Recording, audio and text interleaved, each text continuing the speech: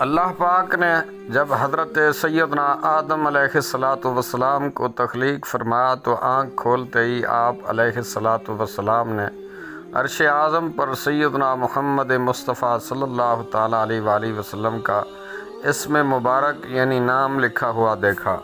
عرض کی یا اللہ پاک تیری بارگاہ میں کوئی مجھ سے بھی زیادہ عزت والا ہے؟ ارشاد ہوا ہاں، اس نام والا پیارا حبیب صلی اللہ علیہ وآلہ وسلم جو کہ آپ کی اولاد میں سے ہوگا، میرے نزدیک آدم تم سے بھی زیادہ پیارا ہے۔ اے آدم، اگر میں اپنے حبیب کریم صلی اللہ علیہ وسلم کو پیدا نہ فرماتا، نہ آسمان پیدا کرتا، نہ زمین، نہ جنت پیدا کرتا، نہ دوزخ، اللہ پاک نے جب سیدنا آدم علیہ السلام کی مبارک پسلی سے حضرت سیدہ بی بی حوا رحمۃ اللہ علیہا کو پیدا فرمایا تو حضرت آدم علیہ السلام نے انہیں دیکھا۔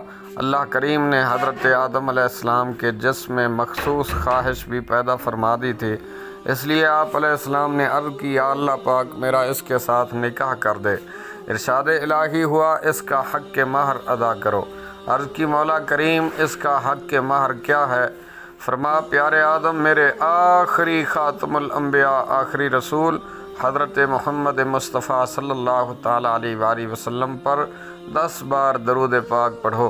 عرض کی یا اللہ پاک اگر درود پاک پڑھوں تو حوا کے ساتھ تو میرا نکاح فرما دے گا؟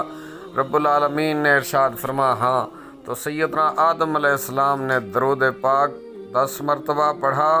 اللہ رب ذوالجلال نے حضرت سیدنا آدم علیہ السلام کا حضرت بی بی حوا رحمۃ اللہ علیہا کے ساتھ نکاح فرما دیا۔ سعادت الدارین صفحہ نمبر 106۔